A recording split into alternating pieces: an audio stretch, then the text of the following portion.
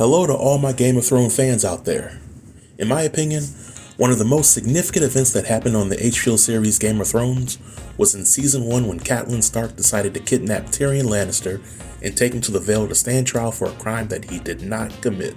Tyrion's journey from when he was taken prisoner in Season 1 until the last episode of Season 8 was quite an epic one. But what might have happened if Catelyn Stark simply allowed Tyrion to go about his way to King's Landing? Well, here's how I believe the story would have played out. The first significant change to the timeline would be that Tyrion doesn't get his first kill so soon, if at all, and he doesn't get to save Catelyn's life from the attack of the Hill Tribes. He doesn't befriend Bronn. He doesn't make friends with the Hill Tribes. He doesn't encounter Tywin while on the way to King's Landing. He never meets Shae. And he's never appointed Hand of the King. I believe that Tyrion simply makes it back to King's Landing and continues to drink and read books while being viewed as a disappointment to Tywin. Because of this change to the storyline, Tyrion doesn't help with the defense of King's Landing, he doesn't befriend Varys, there's no Battle of Blackwater Bay, Podrick never becomes his squire, Myrcella's never sent to Dorne, which means that Tyrion doesn't send Ser Janos to the Night's Watch, and the Hound doesn't end up leaving King's Landing. Later on in the story, events such as Tyrion killing Shae and Tywin, and Tyrion going to Essos to meet Dany never happens. So all in all, Tyrion being kidnapped by Catelyn was one of the best things that could have ever happened to his growth as a character. But because Catelyn allowed Tyrion to go in this timeline, there will be other significant changes to the story. Catelyn would still suspect that Tyrion was responsible for Bran's injury, and she would definitely notify Ned about her suspicions.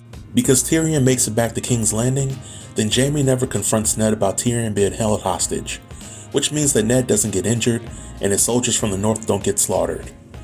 Ned continues to investigate Jon Arryn's death, and he learns about Cersei and Jaime as well as Cersei's children not being King Robert's.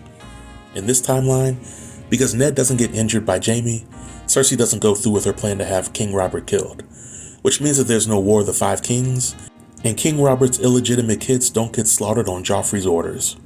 However, when Ned realizes the quote-unquote truth about the Lannister kids, he goes to Robert directly instead of giving Cersei a heads up. Robert decides to respond to the news by having Cersei, Jaime, and Tyrion all thrown into the black cells and put on trial. But instead of going to trial, Cersei, Jaime, and Tyrion all decide to have a trial by combat. Tywin learns about the fate of his children, and he sends an envoy to King Robert to demand their release. King Robert refuses to release them, then Tywin arranges to have the Hound and the Mountain fight for Tyrion and Cersei. Jaime decides to be his own champion. King Robert then asks Prince Oberyn to fight the Mountain, Sir Barristan to fight the Hound, and Brienne of Tarth to fight Jaime. The fight between Prince Oberyn and the Mountain goes down like it did in the original timeline, with Oberyn dying because of being careless and the Mountain being mortally wounded. Sir Barristan successfully defeats the Hound, and Tyrion is executed. Jaime is also defeated by Brienne of Tarth, but mainly because of the time he spent in the black cells, wasting away. Cersei manages to survive her trial, but King Robert is still angry, and he has her assassinated before she has a chance to leave King's Landing. The news infuriates Tywin, and Tywin rallies his bannermen to declare war against King Robert. And here's where things get interesting. Around this time, Ned leaves King's Landing with Sansa and Arya to return back to Winterfell. This means that Arya never meets Gendry, she never meets Jaqen H'ghar, and she never gets to go to Braavos to train to be a faceless man. King Robert rallies his bannermen in the Stormlands, the Riverlands, and the North to fight for his cause. Tywin rallies his bannermen and recruits the Iron Islands and Highgarden to fight for his cause.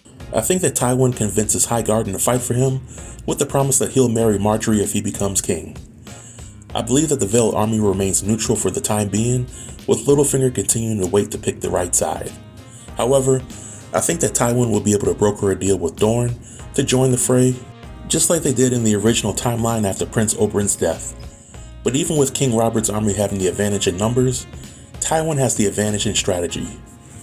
Tywin knows the debts that the crown owes to the Iron Bank, and he knows that King Robert has no way of paying those debts. I can see Tywin getting in touch with the Iron Bank and telling them that backing his claim to the Iron Throne is the only way that they'll be able to get their money back. After all, a Lannister always pays his debts. I believe that Tywin would also appeal to Walder Frey and Roose Bolton to come to his side and betray the Northern men. So I still believe that some version of the Red Wedding would happen with Ned, Robb, and scores of northern bannermen being slaughtered in one single swoop. I also see Roose Bolton giving Ramsay free rein to wreak havoc on their enemies. I can see Theon Greyjoy being motivated to betray the Starks after learning that the Iron Islands have declared war on King Robert, and they have a fighting chance. But I believe that Catelyn, Bran, Sansa, Rickon, and Arya are still relatively safe, and they will remain safe at Winterfell, which means that Bran's journey beyond the Wall is delayed indefinitely. I believe that the Iron Fleet, with the backing of the Lannisters and the Tyrells, would wreak havoc on the Stormlands, the Crownlands, and they can create a blockade of White Harbor. But just as Tywin was getting the upper hand in the war, a wild card presents itself in the form of Stannis Baratheon. At this point in the story, Stannis still has Melisandre in his corner, and I believe that he would use blood magic to get rid of Tywin, Robert, and anyone else with the aid of Gendry or one of Robert's many illegitimate kids. This ultimately means that Stannis does not have to sacrifice his daughter Shireen, and his wife doesn't self-delete after Shireen's sacrifice. Once Robert and Tywin are out of the picture, Stannis will claim that the Iron Throne is his by right because he is the prince that is promised. With the help of Ser Davos, Stannis begins to rebuild alliances with the remaining prominent houses of Westeros. But he has an issue with the North rallying behind him because he's not from the North. However, Jon Snow is, and even though Bran and Rickon are still alive in the storyline, Stannis may see them as too young to lead or be used as figureheads. And around this time, Stannis receives a raven from Castle Black about the threat of the White Walkers. So Stannis and his army travel to Castle Black in search of Jon and to deal with the White Walker threat. But around in this time in the story, Jon had already been captured by the Wildlings and he had encountered Mance Rayder. With Stannis' arrival at Castle Black, there was no mutiny at Craster's Keep, which means Commander Mormont and Craster are still alive. Stannis learns about Mance Rayder and that Jon might still be out there beyond the wall, so he sends envoys to search for both. The envoys eventually find the Wildlings, who escort them to Mance, and we learn that Stannis offers Mance a deal. Help him fight off the White Walker threat, and he will continue to allow the Wildlings to live in peace beyond the wall. Mance agrees to this deal, and Jon returns to Castle Black, where he serves as the bridge between the Wildlings and the Night's Watch.